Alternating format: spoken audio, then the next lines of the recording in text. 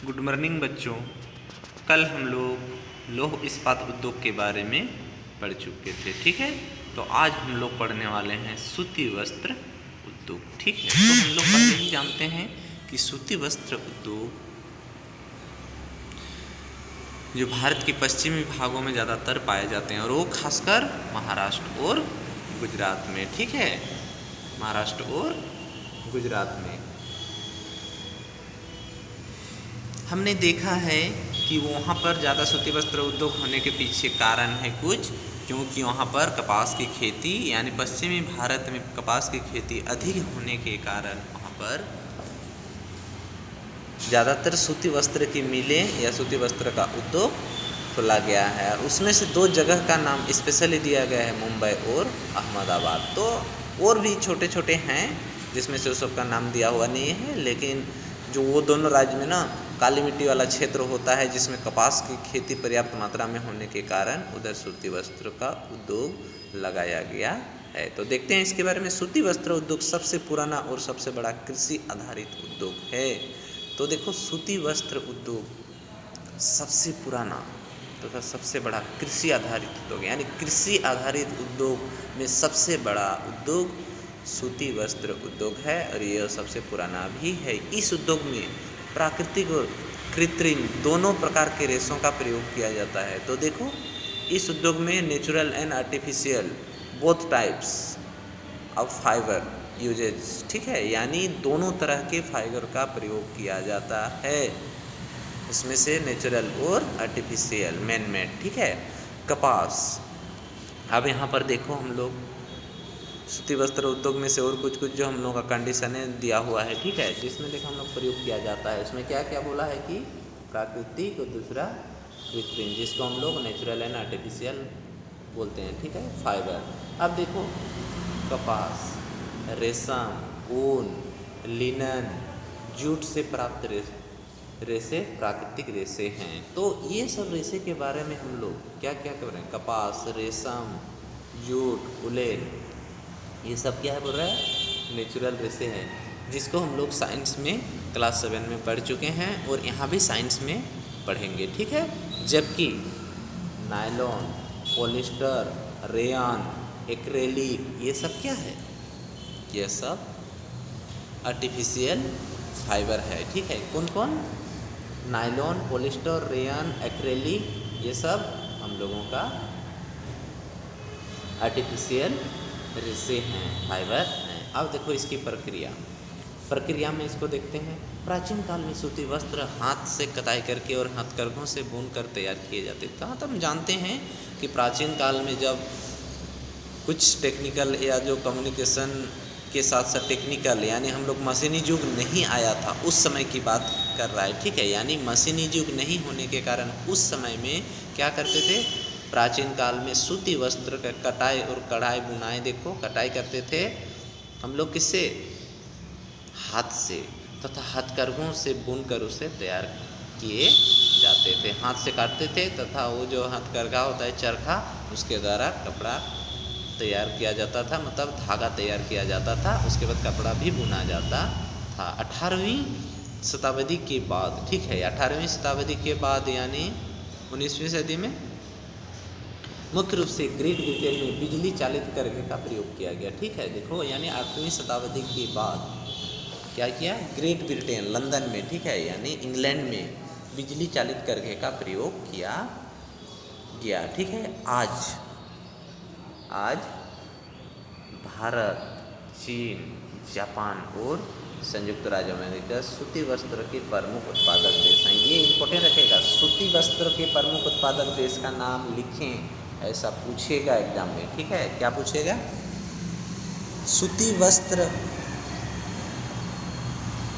उत्पादक प्रमुख देशों का नाम लिखिए। तो क्या लिखना है, भारत, चीन, जापान और संयुक्त राज्य अमेरिका, यानी भारत, चीन, जापान और संयुक्त अमेरिका आज विश्व में सूती वस्त्र के प्रमुख उत्पादक देशों में एक है, ठीक है। अब देखो, प्राप्त उत्पाद में भारत में अच्छी किस्म के सूती वस्त्र निर्माण की एक गौरवमयी परंपरा रही है, ठीक है।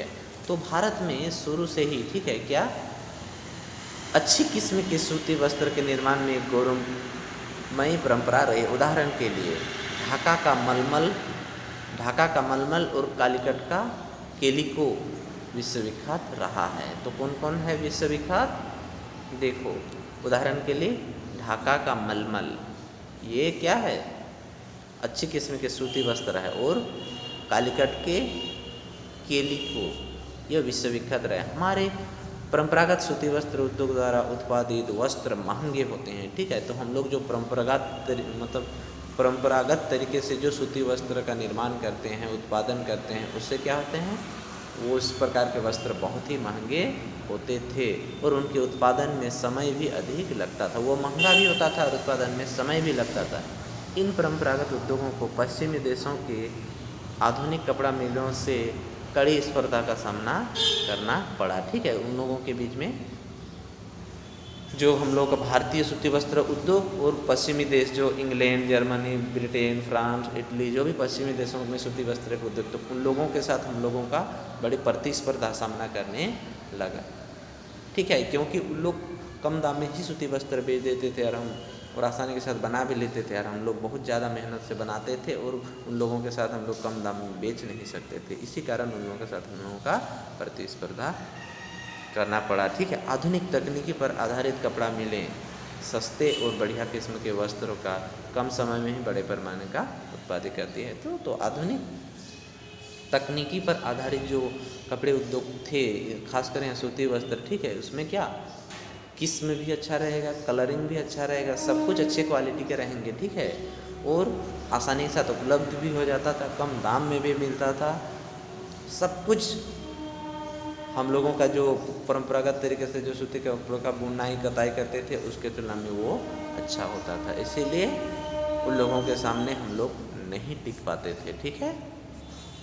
अवस्थिति देखो, भारत में पहली सूती वस्त्र कपड़ा, हाँ ये बहुत ही इंपॉर्टेंट क्वेश्चन है। देखो, भारत में पहली सूती वस्त्र कपड़ा मिल मुंबई में 1854 ईस्वी में स्थापित की। ये क्वेश्चन पूछे गए, भारत की पहले सूती वस्त्र उद्योग कहाँ खोली गई?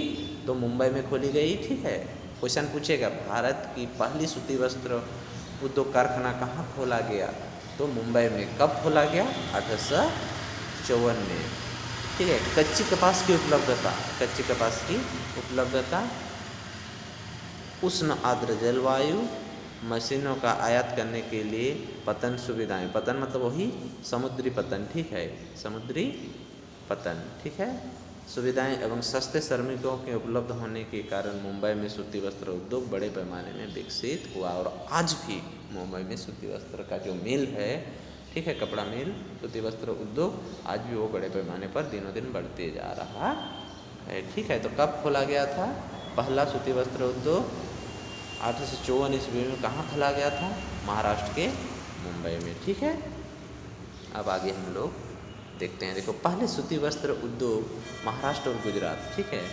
पहले सूती वस्त्र उद्योग महाराष्ट्र और गुजरात के कपास उत्पादक क्षेत्रों के आसपास में ही स्थापित किए गए, जिसका कारण अवस्थिति संबंधी लाभों जैसे कि कच्चे माल की उपलब्धता, अनुकूल जलवायु, सस्ते श्रमिकों और पतन सुविधा यानी समुद्री पतन, सीपोर्ट, ठीक है, उपलब्ध होना था। किंतु अब परिवहन के तीव्र साधनों की उपलब्धता तथा कच्चे सामग्री के रूप में प्रयुक्त होने वाले कपास के हल्के होने, जिससे उसे आसानी से दूर दराज क्षेत्रों में लिया जा सकता है, के कारण सूती वस्त्र उद्योग देश भर में स्थापित किए गए। आज मुंबई और अहमदाबाद के अलावा देश के विभिन्न स्थानों पर सूती वस्त्र उद्योग खोला गया है और उस कच्चे माल को ट्रांसपोर्टिंग के माध्यम से गुजरात, महाराष्ट्र तरफ से ही ला के ये हम लोगों के इधर भी सूती वस्त्रों का उद्योग खोला गया है, ठीक है। भारत में सूती वस्त्र उद्योग के कुछ महत्वपूर्ण केंद्र, देखो बहुत ही इंपॉर्टेंट क्वेश्चन है। भारत में सूती वस्त्र उद्योग के कुछ महत्वपूर्ण केंद्र, देखो कोयम्बटूर कहाँ है? केरला में, ठीक है। चेन्नई, मदुरै, ठीक है, ये सब चेन्नई में है। सलेम कर्नाटक तरफ में, अहमदाबाद, मुंबई, कलकत्ता, कानपुर, ग्वालियर, लुधियाना, पुडुचेरी, सूरत, इंदौर, इतने जगहों पर सूती वस्त्र का उद्योग आज खोला गया है, जो सभी जगहों पर पर्याप्त मात्रा में सूती वस्त्र का उत्पादन होता है। ठीक है, उसमें से देखो जो प्रमुख शहर हैं अहमदाबाद, उसके बारे में हम लोग अभी कुछ पढ़ने वाले हैं। ठीक है, अहमदाबाद गुजरात राज्य का एक मुख्य शहर है। कहाँ है ये? गुजरात। तथा यह साबरमती नदी के तट पर है। साबरमती नदी के तट पर स्थित है। अहमदाबाद किस नदी के तट पर? यहाँ भी एक क्वेश्चन पूछेगा। ठीक है, साबरमती किस नदी के तट पर स्थित है? तो हम लोग जानते हैं अहमदाबाद किस नदी के तट पर बसा है? तो साबरमती नदी के तट पर बसा हुआ है। साबरमती के तट पर कौन सा शहर बसा हुआ है? तो उसमें से प्रमुख शहर अहमदाबाद। दोनों तरफ से पूछ सकता है। ठीक है, अहमदाबाद गुजरात में है। ठीक है, और वह साबरमती नदी के तट पर स्थित है। इधर से भी पूछेगा कि साबरमती नदी के तट पर कौन सा शहर बसा हुआ है? तो वहाँ पर लिखना है अहमदाबाद। ठीक है, जिससे इस शहर में स्थापित सूती वस्त्र उद्योग के लिए पर्याप्त जल की आपूर्ति होती है। उस नदी में जो जल होते हैं उसका प्रयोग वस्त्र उद्योग में लाया जाता है। अहमदाबाद मुंबई के बाद दूसरा सबसे बड़ा सूती निर्माता शहर है, यानी सबसे बड़ा सूती वस्त्र निर्माता शहर अहमदाबाद। ठीक है, क्वेश्चन पूछेगा सबसे बड़ा, भारत का सबसे बड़ा सूती वस्त्र उद्योग वाला शहर कौन है? अहमदाबाद। और दूसरा मुंबई। भारत में का सबसे बड़ा सूती वस्त्र उद्योग कहाँ पर है? अहमदाबाद। और दूसरा मुंबई। ठीक है, जिसके कारण इसे भारत का क्या कहा जाता है? मैनचेस्टर। भारत का मैनचेस्टर के नाम से किस शहर को जाना जाता है? यहाँ क्वेश्चन पूछेगा। देखो, भारत का मैनचेस्टर किससे कहा जाता है? भारत का मैनचेस्टर किससे कहा जाता है? अहमदाबाद को। ठीक है, भारत का मैनचेस्टर किससे कहा जाता है? अहमदाबाद को कहा जाता है। क्यों कहा जाता है? क्योंकि यहाँ पर भारत का सबसे बड़ा सूती वस्त्र उद्योग है। गुजरात की काली मृदा कपास की खेती के लिए काफ़ी अनुकूल है। आर्द्र जलवायु कपास की कटाई के लिए अनुकूल है। सूती मिलों की स्थापित करने के लिए विस्तृत भूभाग उपलब्ध है। कुशल एवं अकुशल श्रमिकों की उपलब्धता, रेल मार्ग, सड़क मार्ग, अच्छा नेटवर्क तथा मुंबई पतन के समीपता सूती वस्त्र के निर्माता और मशीनों का आयात में सहायक है। किंतु हाल ही के वर्षों में सूती वस्त्र के मिलों के अनेक समस्याओं, जैसे कि पुरानी मशीनें का उपयोग में लाना, अकुशल श्रमिकों से काम लेना, दोषपूर्ण विद्युत आपूर्ति आदि का सामना करना पड़ा है। तो कुछ वर्षों से क्या होता है, जो पुराने तबके की मशीन थे, ठीक है, क्या थे? पुराने तबके की मशीन होने के कारण यहाँ पर प्रोडक्शन में कमी आने लगी। ठीक है, क्या करने लगी? मिलों की समस्या में कुछ समस्या आई, जिसमें से पुरानी मशीन का उपयोग में लाना, जिससे प्रोडक्शन कम होने लगा। और कुशल श्रमिक नहीं होने से भी सब उत्पादन में कमी आया। दोषपूर्ण विद्युत, यानी विद्युत का सप्लाई में प्रॉब्लम, ठीक है, आदि का सामना बड़ा है। ठीक है, ये देखो सूती वस्त्र उद्योग विश्व में कहाँ कहाँ पर है, उसका मानचित्र में दिया हुआ है। ठीक है, अब देखो ओसाका के बारे में अब हम लोग थोड़ा सा देखते हैं। ठीक है, ओसाका जापान का मैनचेस्टर के नाम से प्रसिद्ध है। ठीक है, जापान का मैनचेस्टर किससे कहा जाता है? ओसाका। याद रखोगे, जापान का मैनचेस्टर किससे कहा जाता है? ओसाका। भारत का मैनचेस्टर किससे कहा जाता है? अहमदाबाद। ठीक है, सूती वस्त्र का सबसे बड़ा उद्योग भारत में कहाँ स्थित है? अहमदाबाद, गुजरात में। ठीक है, और दूसरी सबसे बड़ा उद्योग मुंबई, महाराष्ट्र में। ठीक है, भारत का मैनचेस्टर अहमदाबाद। यहाँ पर जापान का मैनचेस्टर ओसाका नाम से प्रसिद्ध है। समुद्र के निकट अवस्थित यह शहर 1930 के बाद तेजी से विकसित हुआ। ओसाका के आसपास स्थित विस्तृत मैदान सूती वस्त्र मिलों के विकास के लिए उपयोग है। ठीक है, उष्ण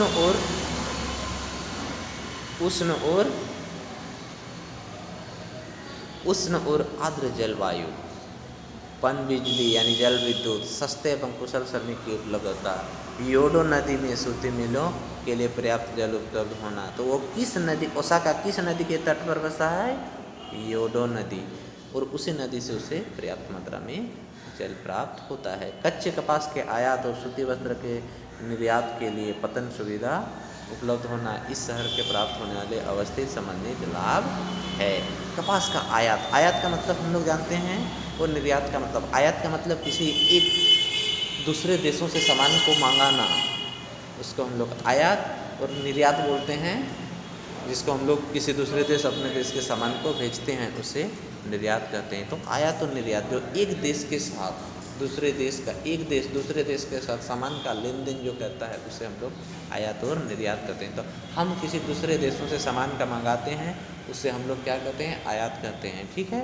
और हम अपने देश के सामान को यदि किसी दूसरे देश में बेचते हैं तो उसे हम लोग निर्यात कहते हैं। वही है हम लोगों का एक्सपोर्ट और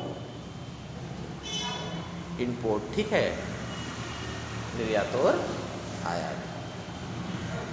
कपास का आयात, कपास का आयात मुख्य रूप से भारत, मिस्र, चीन, संयुक्त राज्य अमेरिका से किया जाता है। अच्छी गुणवत्ता से सूती वस्त्र प्रतिस्पर्धी मूल्यों से उपलब्ध होने के कारण यहाँ से अनेक देशों को सूती वस्त्र का निर्यात किया जाता है। हम क्या करते हैं, अपने देशों का उत्पादन वस्त्र को दूसरे देशों में बेचते हैं, वो हम लोगों का निर्यात होता है। फिर हम लोग कुछ कुछ दूसरे देशों से बाकी सामान को भी मंगाते हैं, चाहे कुछ भी मंगाते हैं वो हम लोग आयात करते हैं, ठीक है। हम अपने देश के सामान को यदि बेचने के लिए किसी दूसरे देशों में भेज देते हैं तो उसे हम लोग निर्यात कहते हैं, ठीक है।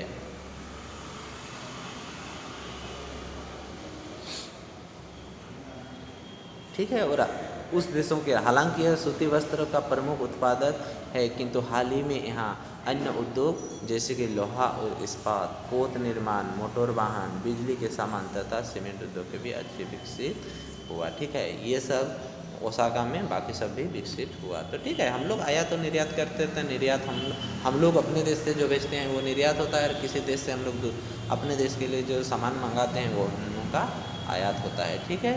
अब तीसरा देखो, सूचना प्रौद्योगिकी, ठीक है। सूचना प्रौद्योगिकी जो इंफॉर्मेशन टेक्नोलॉजी होता है, सूचना प्रौद्योगिकी उद्योग सूचना के भंडारण, ठीक है, क्या है, सूचना प्रौद्योगिकी उद्योग सूचना के भंडारण, प्रक्रम और वितरण से संबंधित है, ठीक है। तो सूचना का प्रौद्योगिकी का उपयोग क्या होता है, हम लोग यदि किसी एक देश से सामान को दूसरे देश, एक देश के सामान को दूसरे देश में जाके भेजते हैं तो वहाँ के साथ कम्युनिकेशन के साथ जुड़ना, कोई भी सूचना के द्वारा सामान का भंडारण करना, किसी उसको फ़ोन करके अपना सामान मंगाना और कुछ काम करवाना, फिर यदि उस देश को कुछ सामान चाहिए तो अपने देश से सामान भेजना, इस तरह का जो काम होता है ये सब सूचना प्रौद्योगिकी के माध्यम से होता है। यानी सूचना प्रौद्योगिकी होने के कारण, इंफॉर्मेशन टेक्नोलॉजी होने के कारण आज आदमी को हर जगह जाना नहीं पड़ रहा है। बस वहाँ के आदमी को एक बार जाके नंबर देके उससे फ़ोन में बात करके उसी के एड्रेस में भेजा दिया जाता है, जिसमें कोई भी सामान को स्टॉक करके रखना, भंडारण करके उसको कुछ काम को प्रयोग करके उससे भंडारण और उसके बाद उसका प्रक्रम को आगे बढ़ाना, कुछ करना, फिर वितरण करना, सप्लाई करना, ठीक है। 20वीं शताब्दी के अंतिम दशक में सूचना प्रौद्योगिकी के क्षेत्र में प्रगति देखी गई। तो 21वीं सदी 20वीं सदी के अंतिम दशक यानी 1900 के बाद, जो अंतिम दशक या 1990 के बाद से सूचना प्रौद्योगिकी में बहुत डेवलप आया, ठीक है। 21वीं शताब्दी में इसका महत्व बढ़ता जा रहा है। कंप्यूटरों के विकास के कारण सूचना प्रौद्योगिकी के क्षेत्र में काफ़ी तेज़ी से प्रगति हुई है। इस उद्योग ने भारत में 10 लाख से अधिक लोगों को रोजगार दिया है तथा बीपीओ सेक्टर, ठीक है, बीपीओ सेक्टर निरंतर हो रहा है विस्तार के कारण यह पिछले 2-3 वर्षों के दौरान विदेशी मुद्रा अर्जित करने वाले महत्वपूर्ण क्षेत्र के लिए रूप में उभर रहा है, ठीक है। आप देखते हैं इसकी अवस्थिति, ठीक है।